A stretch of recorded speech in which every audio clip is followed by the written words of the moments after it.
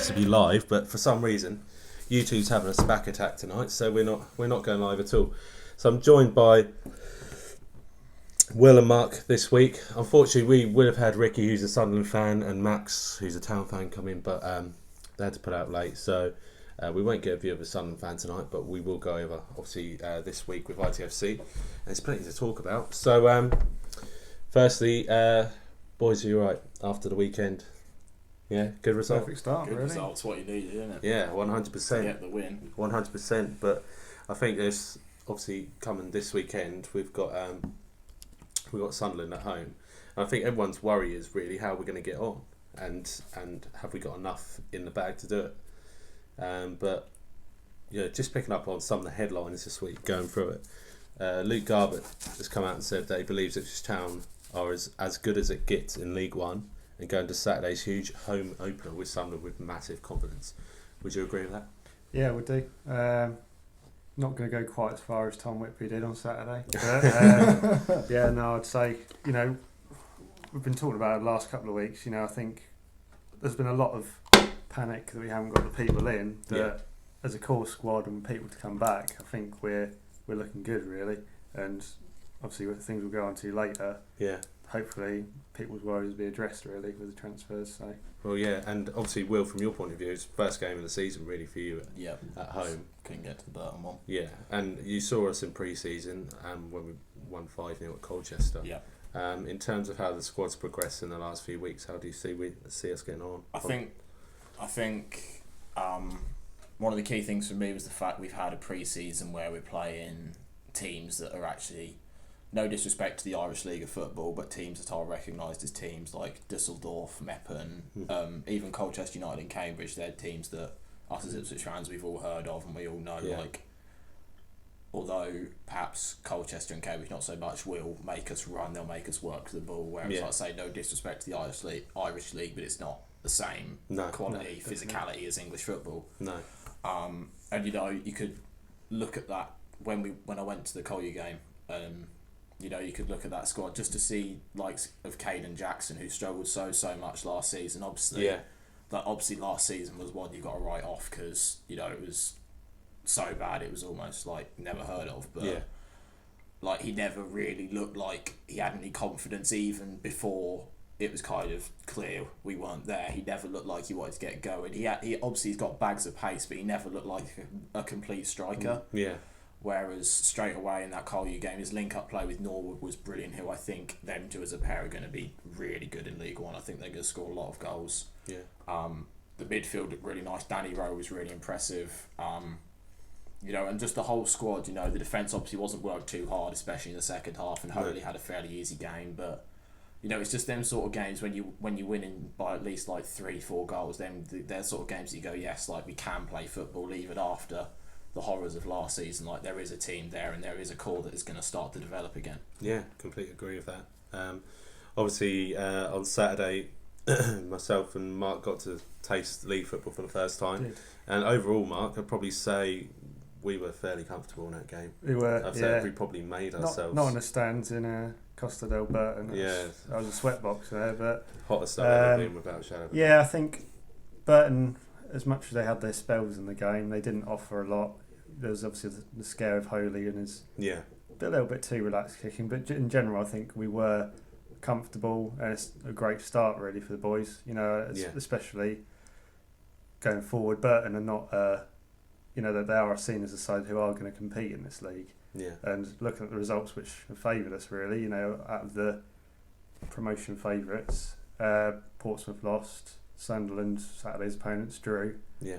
And Peterborough lost as well. So, perfect start, really. Yeah, perfect start. Completely agree. Paul Lambert said that the fans were worth the entrance money alone. I don't know what he meant with that comment, but obviously I think he's insinuating that we paid to watch ourselves sing. Yeah. But, I don't know. No, I do agree with what he said there in a sense. But in terms of player-wise, Paul Lambert's acknowledged the impact of Flynn Downs and the impact he's made through pre-season. But he's challenged midfielder to show that the level of consistency he's had recently throughout the rest of the season. Yeah. And I think that's probably a fair thing to say. Yeah, on Saturday, I think if he plays how he did on Saturday, we've got one hell of a player there. Yeah. And I feel, it was the perfect response from him. He was the sort of the tarnish on that Cambridge game, really. We were sort of thinking there's enough there for people to sort of gain confidence in as well as worry about, and then we get the headbutt at the end of the game. But, I saw a few of our fans sort of dragging his name through the mud a little bit, saying, he'll never make it, it's ill-disciplined. He bossed that game on Saturday against Burton. He looked like he was far too good for League One. He probably is once he gets that consistency going. Yeah, 100%. Completely agree with that. In terms of defenders, the area that we're obviously very short in at the moment, we brought in James Wilson. Firstly, I want to come to you, Will.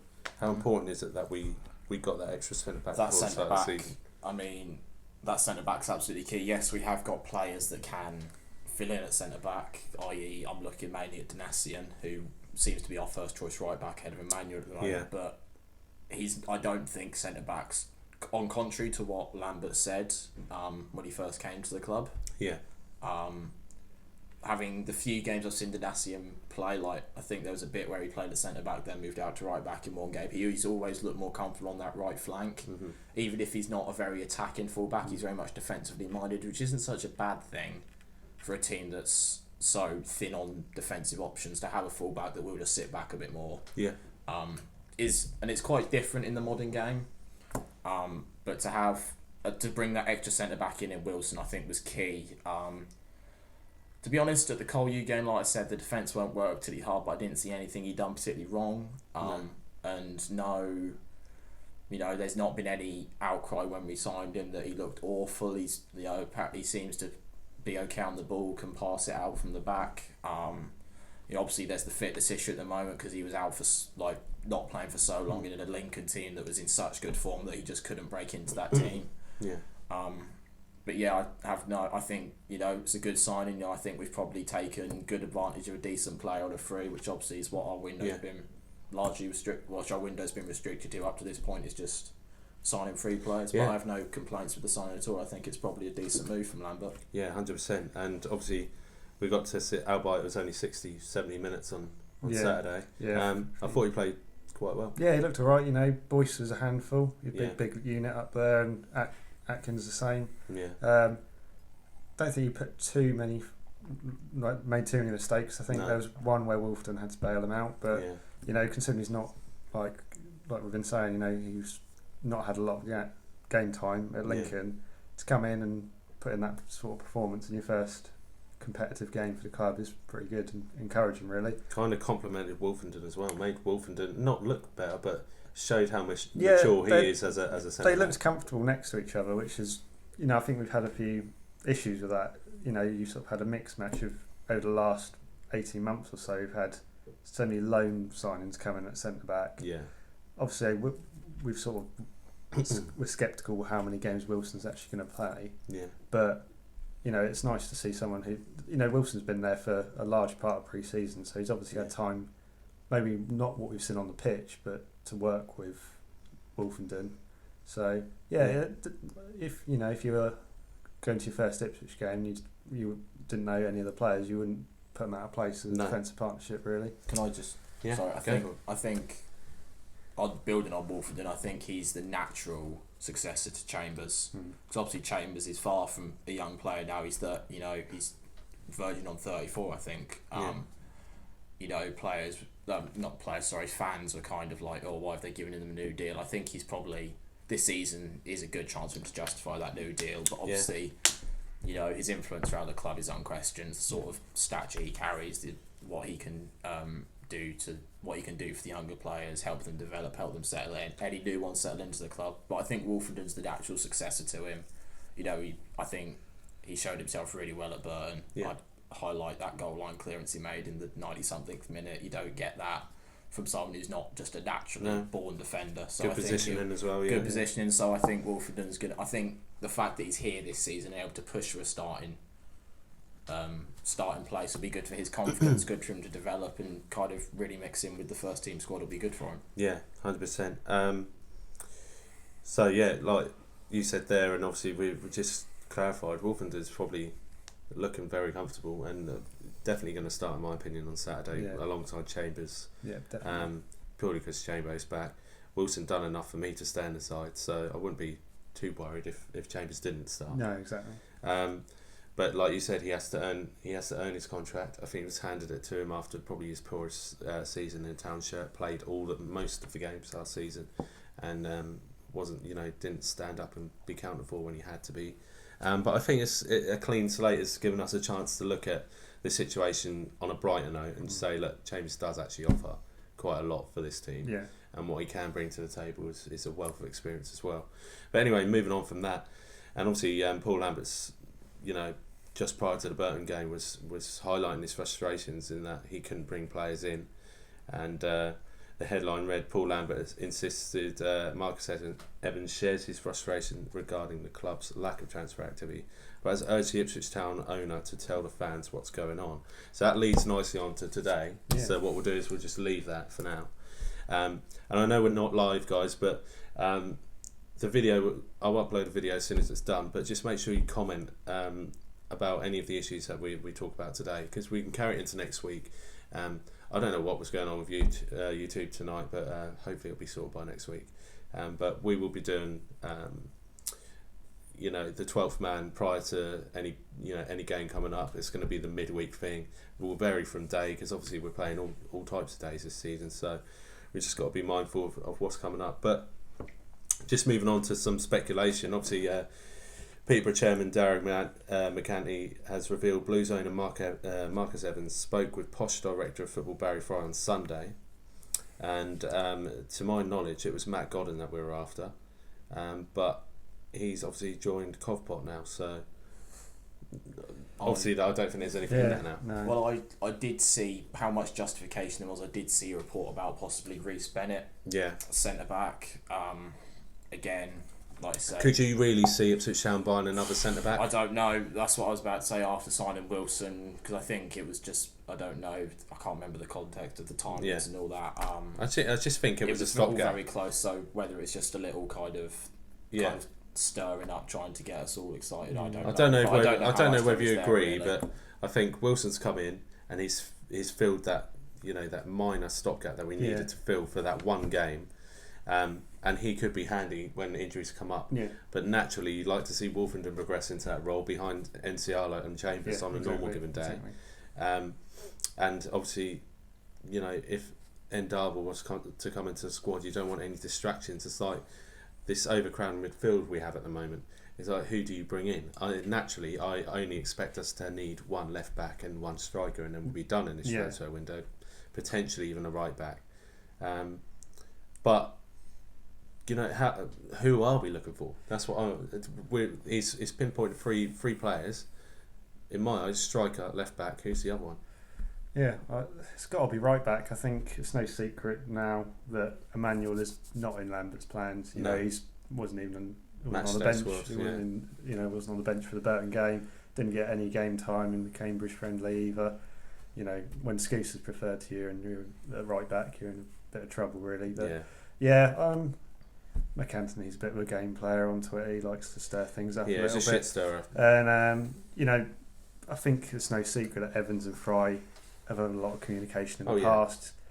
He's probably saying, look, we need a few players. Who have you got available? And then obviously the Godden thing is fallen through if there was anything there. Probably not anything other than interest. It's they all talk. Football chairmen, I'm sure. Just players that they're looking at, deals that could be done down the line. You never know. Yeah. So I'm sure there's a whole deal about nothing really there with Evans and Fry. 100%. Just a friendly chat. 100%. And I think I don't think we need to look into it too much. I'm sure they've got targets, and I'm sure we'll be looking and talking about that next week. I imagine. But in terms of Saturday, looking ahead to Saturday, just quickly, Town are aiming for 20,000 at home. What do you realistically think we're going to get? I think we'll get more than 20,000. I think we'll get more than 20,000. Considering we've sold, nearly 13,000 season tickets now. Yeah. We've got a stadium that holds literally just over 30,000. To get another you know, what is it probably going to be? Just over 7,000 tickets doesn't strike me as too challenging when in like the season we got relegated, we had over 15,000. So to get 20,000 after, you know, the season we should be lined up for as a promotion pushing team. Yeah. Kind of the football should look really good from what we're playing. Kind of the standard of the teams we're against. To get 20,000 rather than fill a stadium, I don't know. To get 20,000 should be achievable, I reckon. I think that'll be plenty doable. I think you can see from the away following that the support is going to be there as long as the team is carrying on. You know, Saturday, like we've been saying, is a perfect start because we had a huge following down at Burton. You know, I think if you had to look into the home end, you could see some of our fans in the home sections of the Burton crowd, and the posh sales are going really well as well. I think we're over 2k on them as well, with room for more. So, you know, I think as long as the team's performing well, you know, Sunderland's our biggest, you'd probably say the biggest draw in the division. It's a former Premier League club, same as us, same situation as us, you know, looking to rebuild. Yeah. So I think we'll do 22, I think. Yeah, I think I'll be optimistic, go for 23. What would you say? I was thinking probably 23, 23, 24 is what I'm thinking. Definitely. Anyway, let's get on to Marcus Evans today. Obviously, released his annual statement. You know, a lot of fans will either take this as a given or literally just throw it on the fire and let it burn. But in terms of what he came out and said today, some interesting stuff, and certainly said what some fans wanted to hear. Well, actually, all fans wanted to hear, to be fair. But let's have a look. I'll just read through the highlights of his statement. I've got one and a bit-ish pages to go through. So we've got headlines: cash made available to improve fans' matchday experience at Portman Road. We've got addressing the windfall, and the judge the manager on the cards that it's been dealt. So we'll go through these one at a time, boys. Anyway, so he's come out today and said, and quote, "I also put cash aside for some much needed investment at Portman Road to improve your matchday experience. There's been a substantial outlay on new CCTV equipment to increase support of safety. Plans are in place to improve speed of service across all the bars and concourse area." That's really good news because it's terrible. And maybe even put in a queuing system, because in the North Stand it's absolutely horrendous, waiting for a pint. We are looking at upgrading the PA system. If you need my number, just give me a ring and I'll do that for you for free. The North Stand roof will be the first to get a clean up. Now I know Dino, who we all know and love. Dino just keeps going on about that roof. So when I saw that, I thought it would be absolutely over the moon. But yeah, that does look dirty and absolutely disgusting if you're, going over the ground in an aeroplane and looking down on it. But the other stands obviously have been quoted as well, saying that they need to follow. The ticket office has had a makeover. That's looking much better. The training ground's had a makeover as well, but we'll get onto that. Other improvements around the stadium are at a planning stage. So these range from simple painting and decorating to much more substantial and long-term projects. So obviously we've got to be future-proof going forward. Yep. And significant financial outlay. So yeah, all those things are connected. This is all image-based, I imagine. The training ground has also required a number of planned infrastructure improvements to meet the requirements of an elite academy and first-team environment, which I have seen with my own eyes. So I can say that's been done. And that bare minimum I would say that you need to do at Portman Road, because I think it's 10 years out of date. Would you agree? Yeah, it's looking a little bit shabby in places, and it's been picked up, by our fans in recent weeks. And I think you've got to give Evans credit for listening. He's just got to follow through with it now. Yeah. Training ground is a big plus point. This season alone, we're going to see a lot of youth players come through the ranks. I feel, whether that's with us or going out on loan. We've seen, like you said, Wolfington coming back straight into the first team. Flynn Downs, Ken Locke. There's players that are going to be featuring a lot. So we need to give them the right environment in order for them to develop. I think these comments that Evans has brought out echo what Lambert's been saying. The club needs some sort of long-term planning. I think the drop was probably inevitable when you look at it, because it was just season by season, short-term fixes here and there. We didn't see anyone coming through. So, yeah, you know, it's a good sign, you know, seeing that as we're rebuilding, the ground and the facilities are getting rejuvenated as well. Yeah. So yeah. What do you make of that then, Will? I think, you know, it's pointing all the right signs for kind of looking after the fans, making sure the fans get the best from match days. As you know, as you touched on, like the queues in the North Stand to get, you know, a snap, like a packet of crisps or a drink at half time is outrageous. You know, you wait and sometimes you don't get out until like 3-4 minutes into the second half because you're waiting for so long. Yeah. You know, there's the stadium needs a clean, as we said, the North Stand roof, and I think just all the stands just need a bit of a tidy up. They're looking a bit shabby.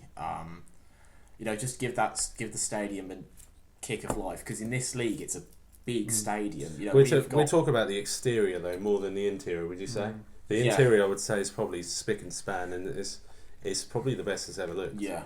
No, but it's the exterior that worries people. The exterior is looking a bit shabby, but it's the first impression, isn't it? It's the first impression, and a lot of these teams, you know, probably some of these teams aren't going to have been to Portman Road within some of their supporters' lifetimes. So you want to kind of get them fans there, and like, it sounds a bit cliche, but you want them to kind of get a good vibe from the stadium, like look in there and think this can be like a good place to go and watch football, rather than this is just kind of some dilapidated stadium that just kind of they go and play football and then nothing. Well, that's like if I said to you, let's say I went to Spurs' new stadium. Yeah. I went last weekend. Say I did that, and then I turned around to you two and said, "Oh well, it was shit." Yeah. You know. Until you see it with your own eyes, you're not going to know, and that's whether you go. That's your decision, but your decision may be tainted by my opinion. Yeah, exactly. Do you know what I mean? Exactly. So it's kind of like you said. You've got that whole new crowd coming down to Portman Road this season.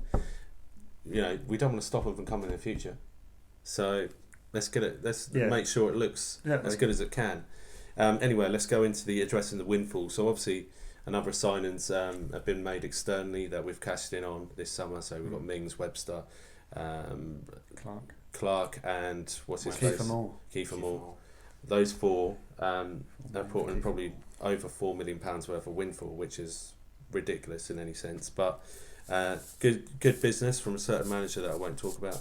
But one of the questions, sorry, this is another quote. So this is directly from Marcus Evans in his paraphrase. So one of the questions I'm asked all the time is, where does all the money go from our transfer sales? The short answer is back into the club, and you would be surprised at how far a large amount of money doesn't go in the football world, which is understandable. So he's painting a picture for the fans there. So when balancing the club's budgets, I have many issues to consider. I have an amount of money I put into the club each year, and I've been consistent with that support every season. So he's outlining what he already does for the club there. This results in a budget being available through the club's own income, and results in a budget being available via my annual support, which is spread across a number of areas including wages, stadium and training ground infrastructure, improved contracts to existing players, academy costs and transfer fees, to name some bigger areas. There are plenty more. So what he's done there is, without going into it too much, he's basically explained what he does and he doesn't spend money on. And to be fair, he probably spends an absolute shit ton of money keeping this club running every season. Now, I'm going to deviate now and say I think he's doing a great job keeping this club afloat. Yeah. And I think he gets too much hassle sometimes. And especially he may be a millionaire, a multi-millionaire, but we don't know what situation this club is in. We know it's got debt. We don't know what the figure is. Exactly. The problem that I have with all of this is, there's clubs out there like Bury and Bolton. Now, Bury, you know, within the next 48 hours will not be in the Football League by the looks of it. Bolton are scraping by their teeth and managing to put on fixtures, which is surprising me.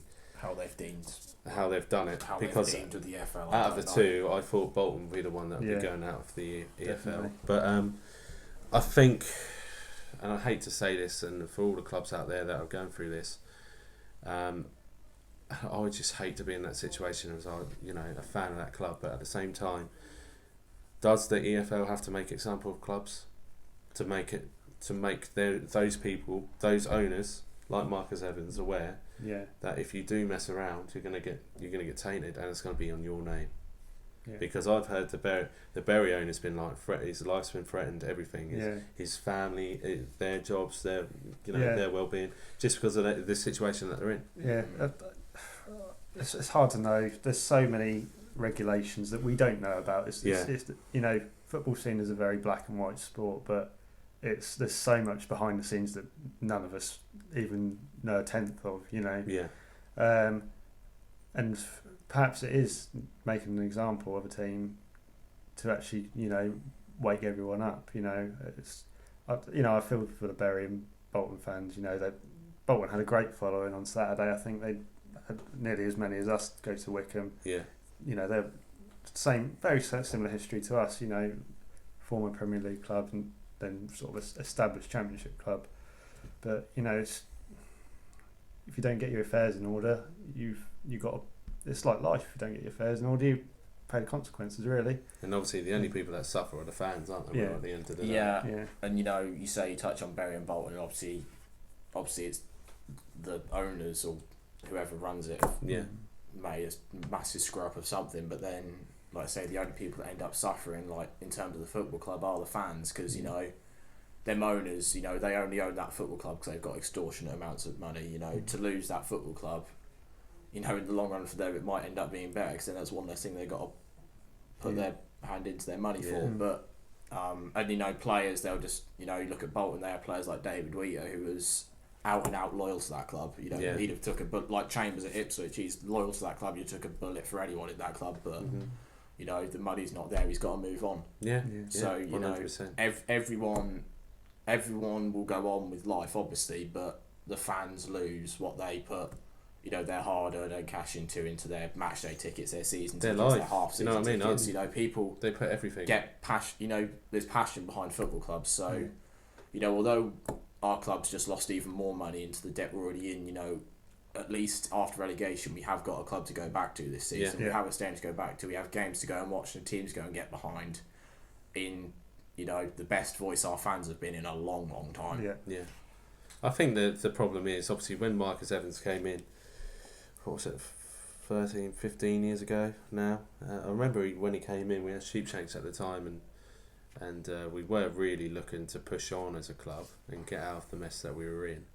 And we thought Evans was our saviour, but it slowly went downhill. We'd fallen into financial difficulty when Evans came in, hadn't we? So we were on the way to a very similar path to what, fortunately, we got pulled out of by Evans, who now we're cruising.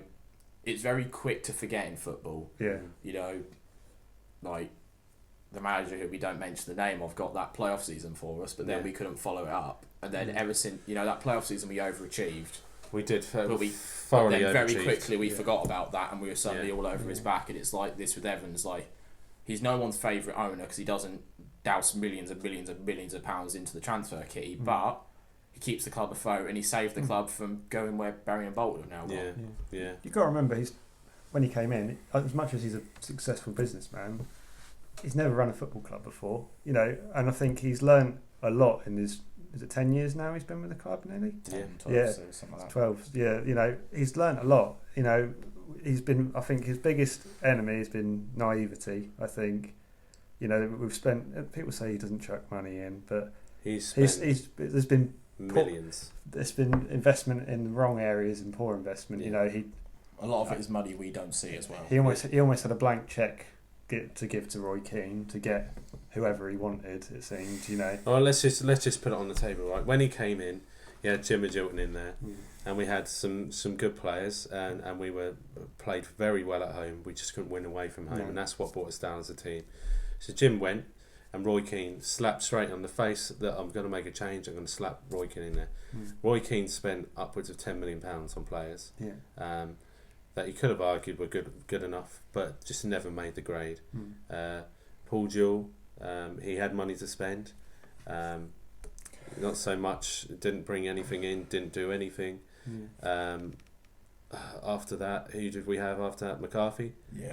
When McCarthy came in, he was building a team of good, hard-working players with ability, but built probably the largest wage bill in the whole championship. But at the time, you have to give him credit because we were kind of where we were in kind of October last season. We were down there when he came in, and he managed to pull us out of that. Obviously, he did. He's a motivator. So he's a motivator, and he's a manager that will get your team working hard. So it's the long term planning, like Lambert's been saying, that hasn't been in place. I think we've said in the last 2 weeks, when was the last youth team player to impose themselves on the squad? It's always been, every transfer window it would be, let's not look who we can go and buy. Who's out of contract? Who can we get? It was always filling the gap that we needed. Whereas now it's a bit like Monopoly. We've got Old Kent Road. Yeah. Put your resources in Old Kent Road. Put a few hotels on there. Yeah. And you got value there. Yeah. So that's what we're doing now. Not calling any of our players Old Kent Road, by the way.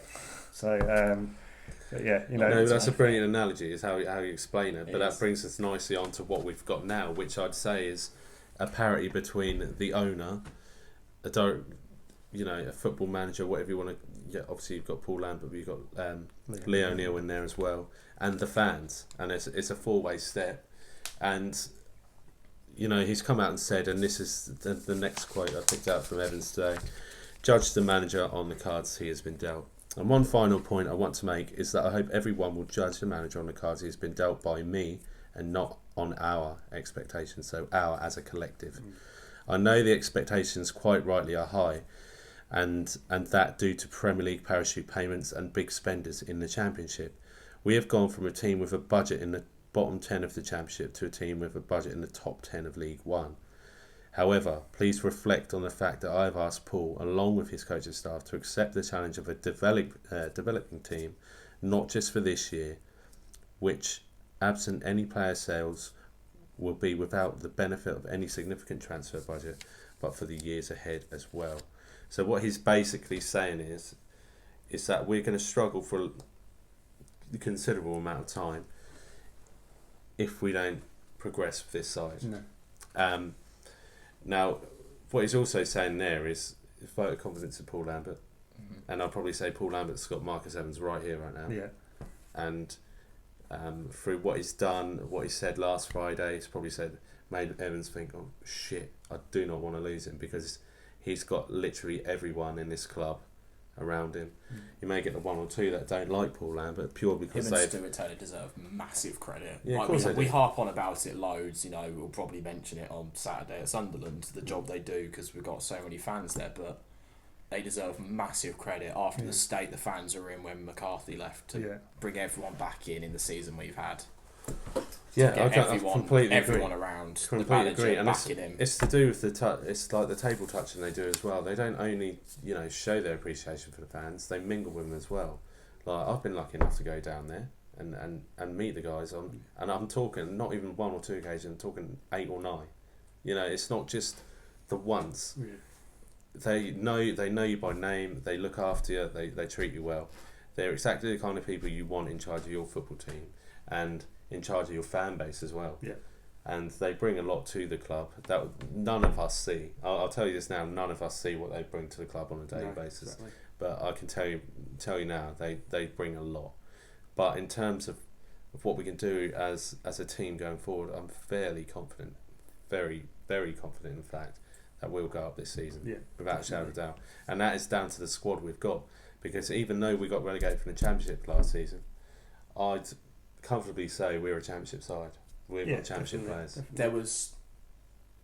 It was the midfield, I think. Yeah. I don't think there was anything wrong with our midfield last season. We lacked one key striker. Yeah. Will Keane and Colin Quainer came in, they scored a few goals, and obviously, Guion Edwards and Freddie Sears scored a few goals, but we lacked that focal point where if we were struggling, we could kind of half depend on someone like, you just need to score one just to salvage a point this game. Yeah. Because if we'd have done that rather than going 1 up and then conceding 2, if we'd have got that striker once we've conceded them 2 to then just drag another goal out of nothing. Yeah. Next we might still have gone down. We might not have been bottom. We might have been a couple of points off. It had probably been a very different season because there were a lot of games we only lost by 1 or 2 goals. Yeah, no, you're right. The defence was very soft. As you touched on at the start, Chambers probably had his worst. Yeah.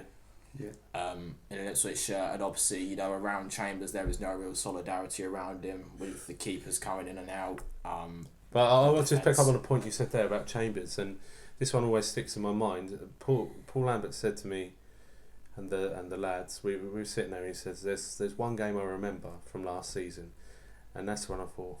He literally said, "Fuck me, they were in the shit."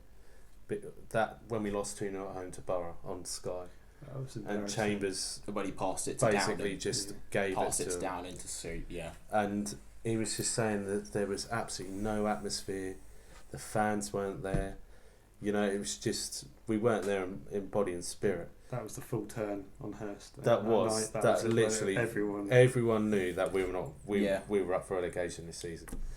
Last season, obviously, but like you say there, I think, you know, we had the quality.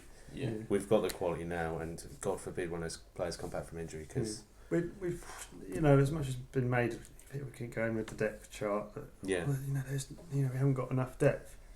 We don't want the selection headaches of last season. No. I want to know at least 5 or 6, even up to 8 or 9 players that are going to start.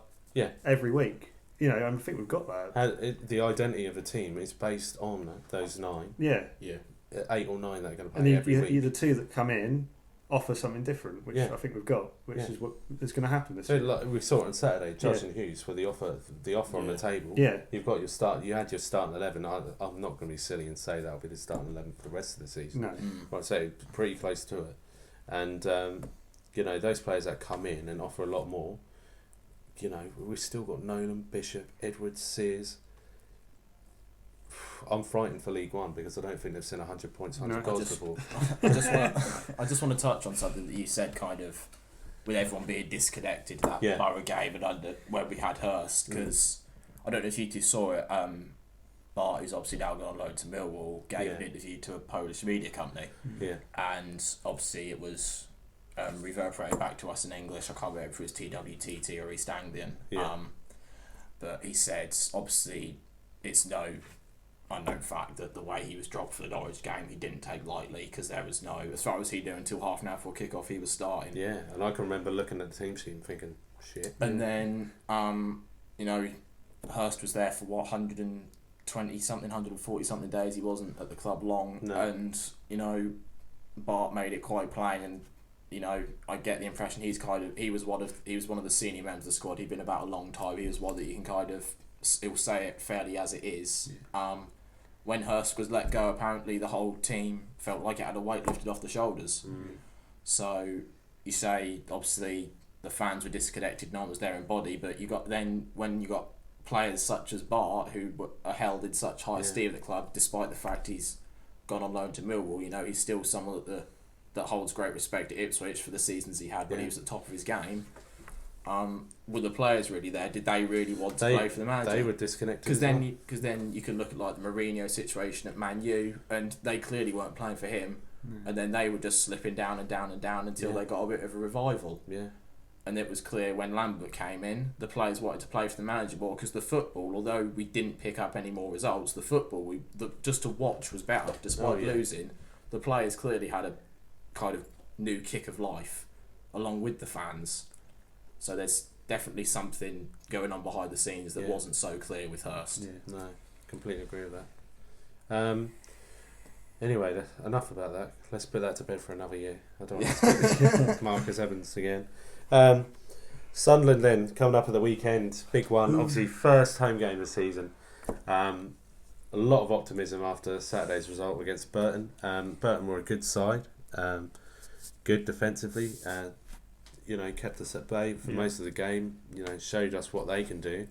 In my eyes, Sunderland should have come out and beaten Oxford on the opening day, but I'd say Oxford are promotion chasers Dark as well. horses, I think. Oxford's were looking at Jordan Spence early in this transfer window, I believe. So they're now relegation favourites. They've just dropped in my estimation. I don't know if they got him. I don't think they actually got him. No, because he had an MK. he'd definitely be captain coming into this game.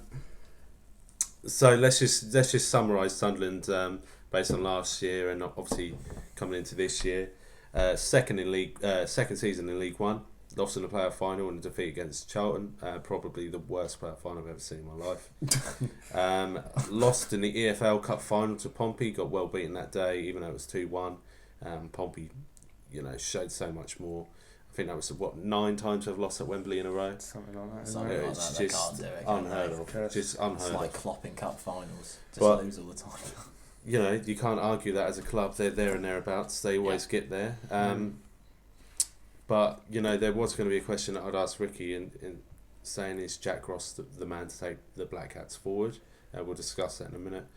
There was a question you come up with I thought was really good. Will Grigg, has he been extinguished? Because 4 goals in 21 appearances, that's translating to over £1 million per goal so far for Sunderland. It's not good reading, is it? It's not good enough. $5 million for him, didn't 4.6 million they paid for him. 4.6 mil.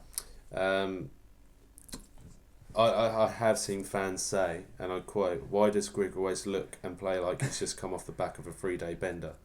And I could sympathise with that view because when I see him, he looks tired. But there's a lot of Sunderland fans not happy with how the season started. Rumours of the players being booed off on Saturday. Do they need to be better? There's so much we can talk about. But let's look at what they have got and positives that I'd say.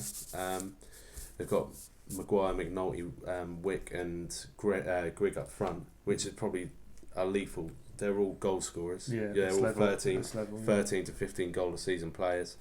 You've got Ledbetter and McGeady still in there. Obviously, they got rid of Catamol in the summer.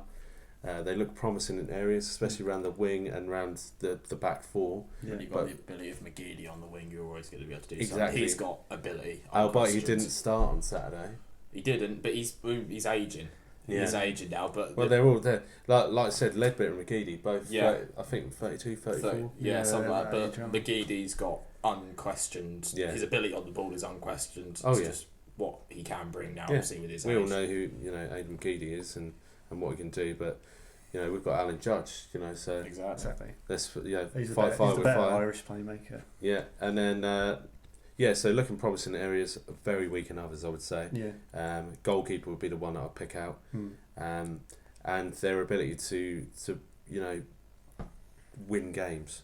Yeah. They struggle. They seem to. They don't put games to bed. They don't put games to bed, and they seem to be going out of the game as they went into it. 1-1 draw. 19 draws last season. I think something like that. They drew both games with Oxford last season. They've drawn the opening game. Yeah. I mean, in terms of Ipswich at home, I hope it's going to be a fortress this season. This game is we could potentially ruin Sunderland's season. I know it's really early on, as stupid this may sound, but Jack Ross has divided that fan base. A lot of them are questioning him already. They've not won their first game. They've lost some players. Captain Honeyman went last week. Yeah. Catamol was a legend to some of their fans. He's gone. If we beat them, they've got Accrington after us, and then Portsmouth. If they lose that game, Jack Ross's days are numbered, and if he's gone, that's a whole transition period. This is potentially a big game for Sunderland. Have to come out and get something really out of this game.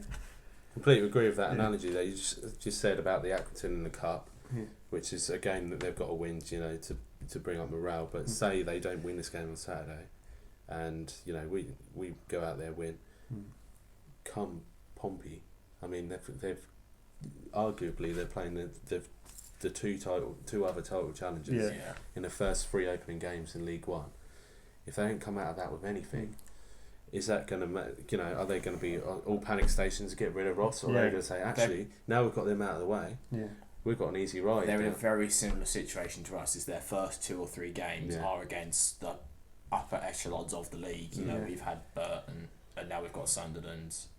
Oxford, could be there, might not be there. They're a bit of an unknown, but then they've got, us at Accrington, which is going to have to be a morale boost for them, especially if they get nothing from Saturday, and then you say Pompey, which again is another very tough game for them. So we've got 2 teams here that are should be fighting for the top of the league, and have got make or break games very early on to pick up what are going to be crucial points. Because I looked at their their side, and I looked on Roker Report, which is their sort of version of TWTD.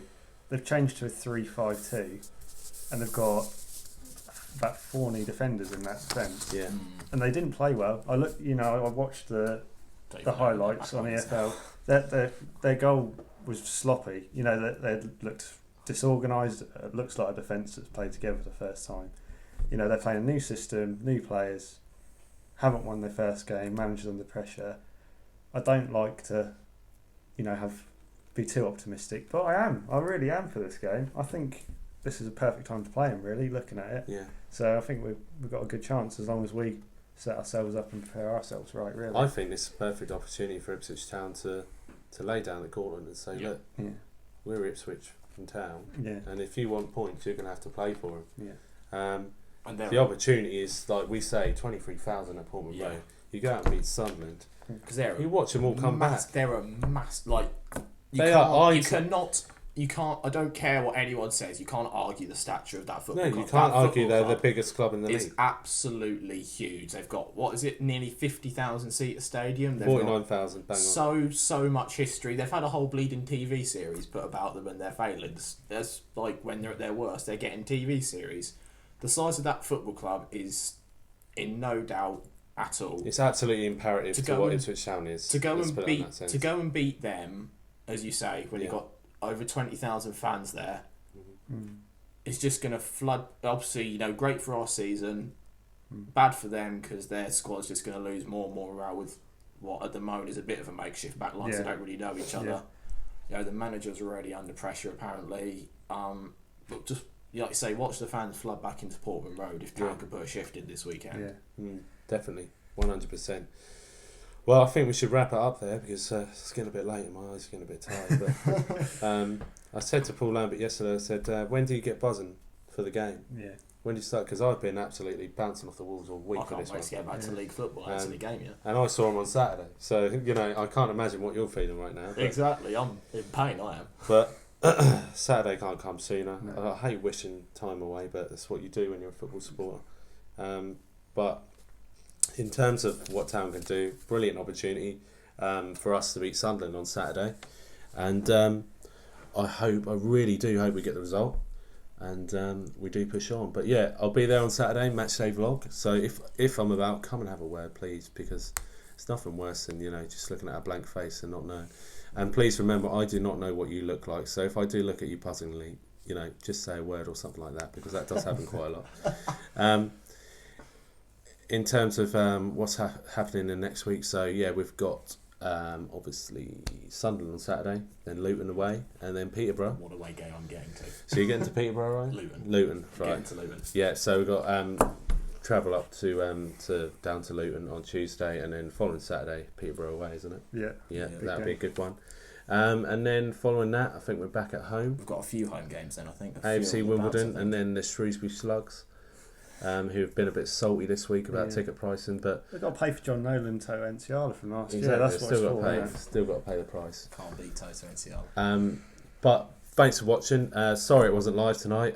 Don't know what happened with YouTube, but I'm sure I'll put my complaint in tomorrow morning and find out what's going on. In terms of the channel's doing really well. Year old on Sunday. Thanks for all your support. It's doing really well. Obviously, we're putting Ipswich on the map together. As fan channels go, really good growth. So keep going like that. Just make sure you hit subscribe, and let's do it together. But in the meantime, come on, you Blues.